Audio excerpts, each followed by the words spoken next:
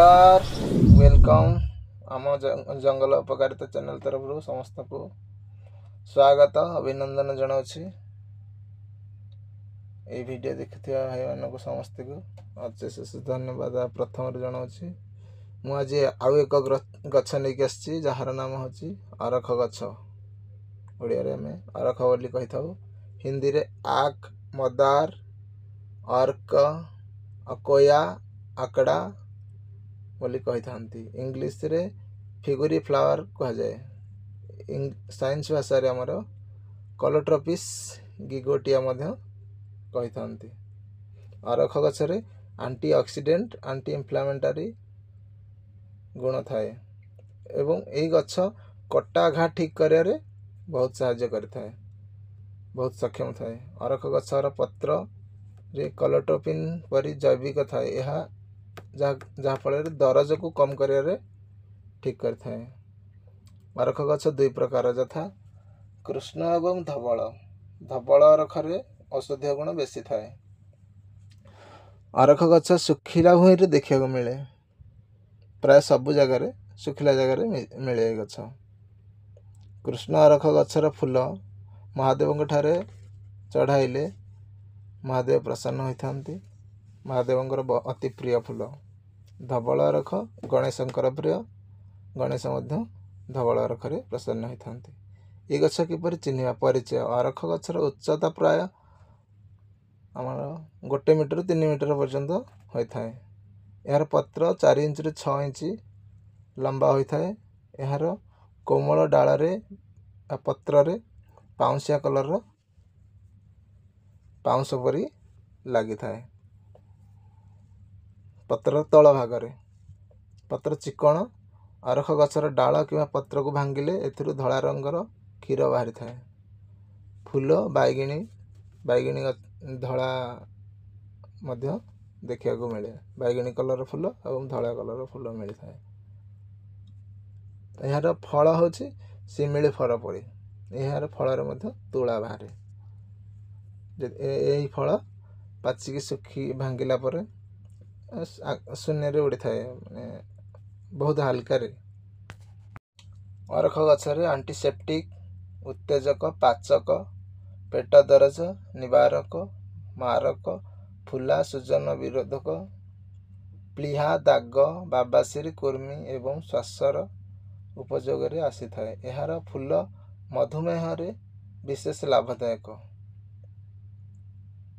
अरख गछरे औषधीय गुण फूल पत्र चेर रे बेसी थाए एवं क्षीर रे मध्य थाए। चुट्टी समस्या ठीक होगा पाई दरज एवं विषाक्त पदार्थ काटिबारे विशेष प्रभावशाली अटे। शरीर रे दाग दूर करियारे अरख गछ महत्व बेसी थाए। चंदापण को दूर करियारे अरख गछ भल उपकार मिलता है। दांत दरज या पोक खाऊले दरज होते अरख क्षीर सहित किसी सोरिष तेल मिसाई तुलारे भिजाई दांत मूल रखिले दांत दरज भल हो जाए। किसी समय रखिला पर कुली करने कहीं यार विषाक्त गुण भी थाए। घा पाई जदि शरीर में कौन स्थान में घा होता है अरख पत्र को सिझाई सही पानी रे धोइले घा सुखिबारे साहाय्य करे। पेट दरज पाई अरख पत्र रे सोरिष तेल लेप दे उषुम करी पेट रे छापिले पेट रे दरज ठीक हो जाए थाए। सूजन पाई जदि शरीर में कौन स्थान में माड़ हो कौन कारण फुलीची तेबे अरख पत्र पत्र को से स्थान में बांधिकी रखिले फुला कमी जाए थाए। श्वास नेबार जदि कठिनता आसूची अरख चेर छाल को बाटी नेबे।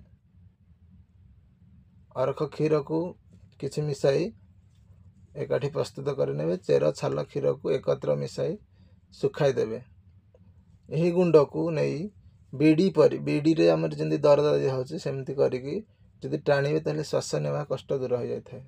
निमोनिया पाई अरख पत्र को नहीं पेट पटे माने अरख गछर पत्रर पेट पटे घी लगाई अल्प लुण लगाई निमोनिया स्थान रे घसीले लाभ मिलता है। जदि छाती रे जुखाम अच्छी तेरे पुराणा घीओ छाती मालिश कले भल हो जाए। थंडा होइथिले छाती रे अरख पत्र गरम करी घसिले थंडा मध्य ठीक हो जाए। पाचन शक्ति पाई अरख चेर सुखाई 2 ग्राम पाउडर करने से पाउडर को पानी रे सेवन कले भोक बढ़ी थाए। एक्जिमा बा कुंडाई हेले अरख क्षीर नहीं तार 4 गुण सोरिष तेल मिसाई गरम करी लगाइले एक्जिमा बा कुंडिया ठीक हो जाए।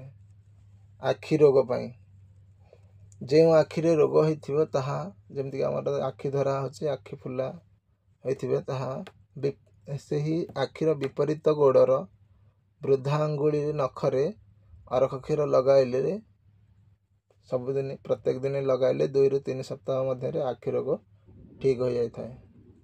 जॉइंट पेन पाई शरीर रे जॉइंट पेन हेउथिले अरख पत्र रे सोरिष तेल लगाई ताकू गरम करिवे गरम करिकी दरज स्थान रे 2 ରୁ 3 घंटा बांधिकी रखिले दरज ठीक हो जाए।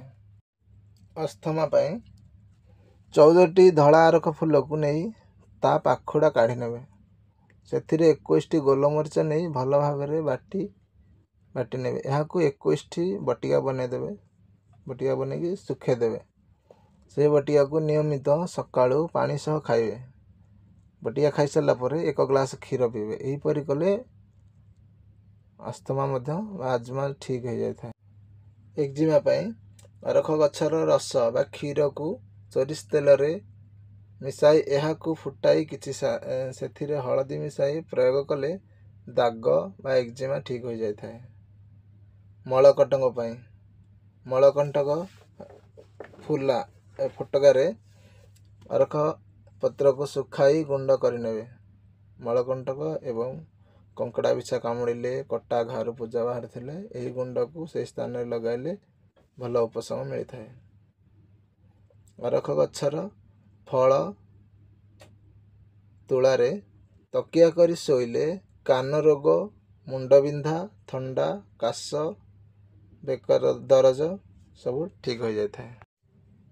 यार सतर्क सूचना होची अरख क्षीर को आखिरु दूरे रखिबे आखिरे पड़िया को देबे नहीं कारण आखि नष्ट हो जाए। आखिरे पड़ले डायरेक्ट आखिरे नष्ट हो जाए। एवं अरख गच्छा को सतर्क रहिबे छोट छुआ वृद्धा गर्भवती महिला कारण यह औषधीय गुण साथे साथे यार विषाक्त गुण अच्छी बोली कहा जाए। मु आशा करुच्ची मोर भिडियो निश्चय आपन को भल लगी यहीपरि अन्य वृक्षर उपकारिता औषधीय गुण जानिया पाई मो चैनल टी को सब्सक्राइब करने भूलियो नहीं एवं जीवा पूर्व लाइक शेयर निश्चय करेंगे कहीं आपण को लाइक शेयर मते आहरी वीडियो बनवारे उत्साहित करिवारे सहायता करिवो। नमस्कार।